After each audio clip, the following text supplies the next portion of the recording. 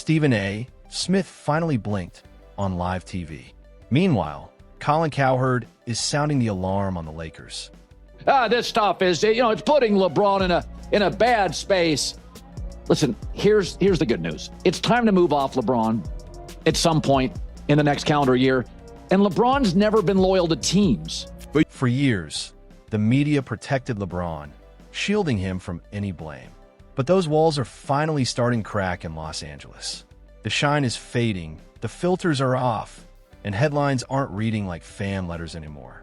From Jeannie Buss's leaked frustrations to a surprising turnaround for one of LeBron's biggest offenders, the tide is turning faster than a LeBron fast break. Because of the comments that came out about some of the sentiments that Jeannie Buss had towards LeBron James, like her feeling like he wasn't grateful that they drafted Bronny.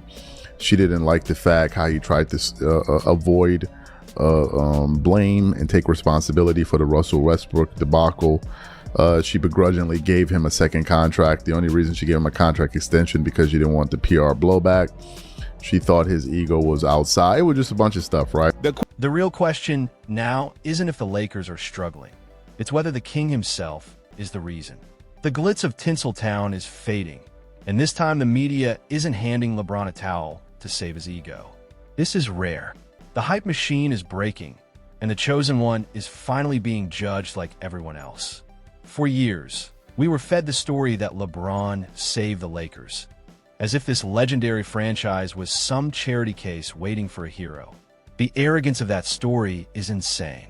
The Lakers didn't need saving. They're basketball royalty, and that's where Colin Cowherd enters the picture. All right, so there was a big story from Baxter Holmes, ESPN, detailing some of the strife inside the Laker organization. Jeannie Buss, who I've always liked, some felt a little disrespected by LeBron James. LeBron didn't take, responsibility for the Westbrook move. I talked about that over and over and over. LeBron wanted that move. It was a disaster. Now Westbrook and LeBron don't get along, whatever. But I read the story. I'd heard about half of these rumors, maybe 75% of these rumors. Baxter Holmes has a history of getting stuff right. Jeannie Buss is now saying, this stuff is, it's putting LeBron in a bad space. Listen, here's the good news. It's time to move off LeBron at some point in the next calendar year. And LeBron's never been loyal to teams. For over a decade, Colin has been LeBron's biggest hype man, basically the president of the LeBron fan club.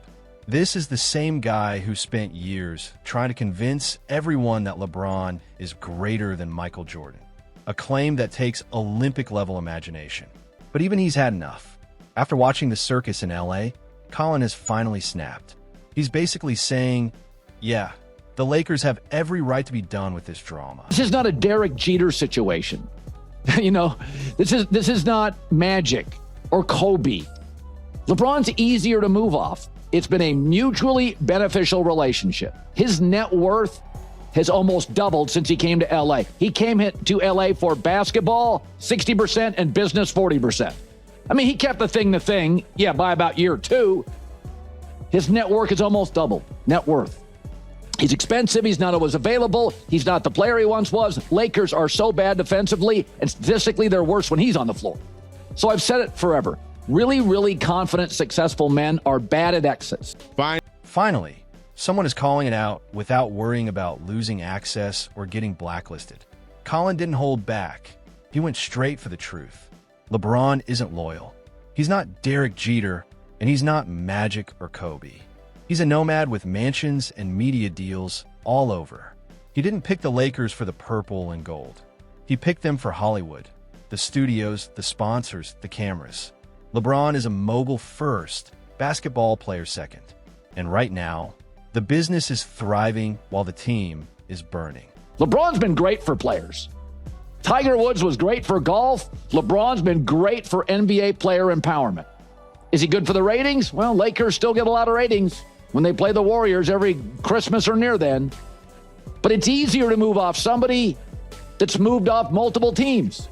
LeBron is a businessman at this point first. And a basketball player, I know, keep the thing. But for his entire career, he's a basketball guy that did business. LeBron now is kind of a business guy who's still pretty good at basketball. But moving off him's not difficult. The agent's talking. Look, they're a worse team defensively when he's on the floor. He's not always available. You can be a credit to the game, and it can be time. But part of me thinks the Lakers sold this because the discomfort of the LeBron exit. LeBron's exit, he's been exiting his entire career. He exited from Cleveland, his hometown, twice.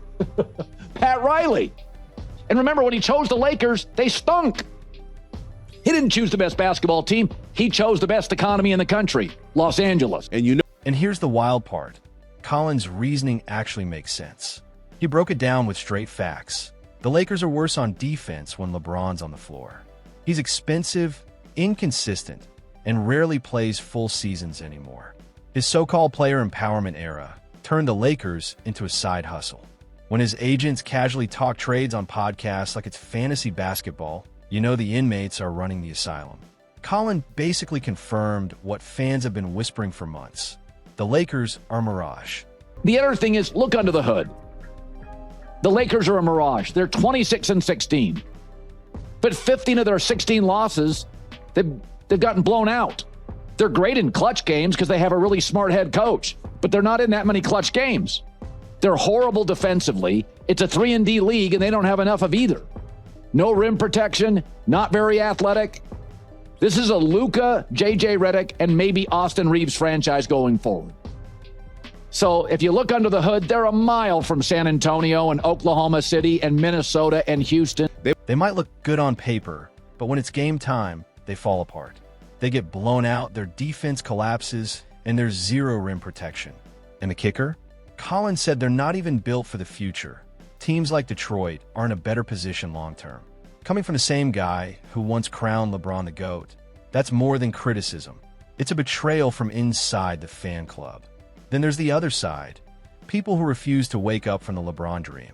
Enter Stephen A. Smith, the man who screams about accountability until it's time to hold his favorite players accountable. Watching him react to Jeannie Buss being fed up was like seeing someone backpedal out of a bad Yelp review, afraid the chef might spit in their soup. It was painful. He went on national TV and basically bent the knee.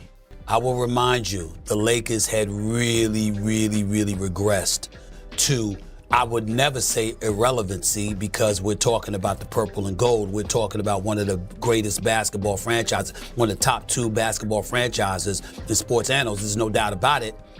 But the other side to it is that LeBron did resurrect the Los Angeles Lakers. Stephen A. started preaching that LeBron resurrected the Lakers. Resurrected? Really? The Lakers weren't dead. They were just rebuilding, like every dynasty does after a legend retires. Kobe gave everything to that franchise and stepped away with grace. Every great team goes through a reset. The Celtics did, the Spurs did. But listening to Stephen A., you'd think the Lakers were on life support until King James floated down from the heavens.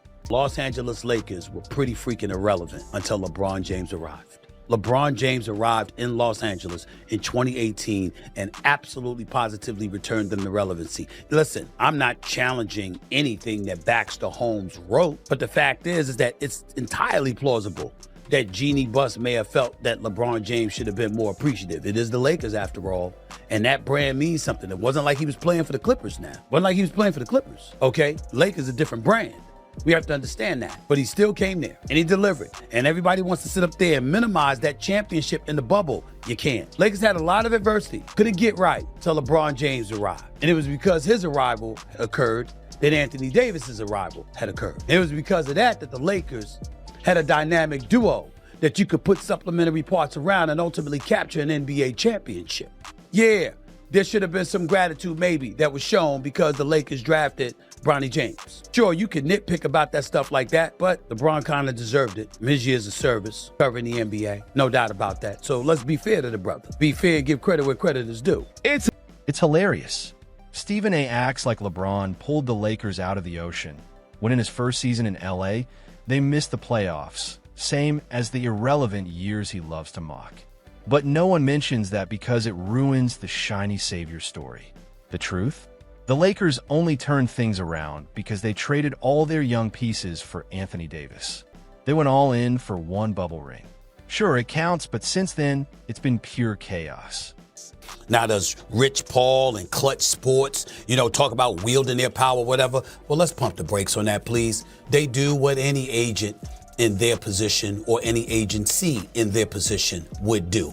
If you have some muscle, you're going to flex it from time to time to ensure that your tenure is as successful as it possibly can be. You're going to make suggestions. They're going to be strong-handed suggestions like, you need to do this because if you don't, we're not going to be happy. I'm quite sure those kind of things have happened, but it's not a crime. And Stephen A. defending Rich Paul and Clutch Sports? That's next level spin. He called it flexing their muscle. Yeah, flexing straight into the Russell Westbrook trade that Jeannie Buss hated from day one. The same trade LeBron now acts like wasn't his idea. It's not flexing, it's fumbling. And Stephen A. is out here turning a front office disaster into a power move. Wild. He talks tough, even says he might run for president someday, but can't tell the truth about LeBron's downfall. Smash that like button, drop a comment with your thoughts, share with friends, and hit subscribe so you don't miss the next one. See you next time.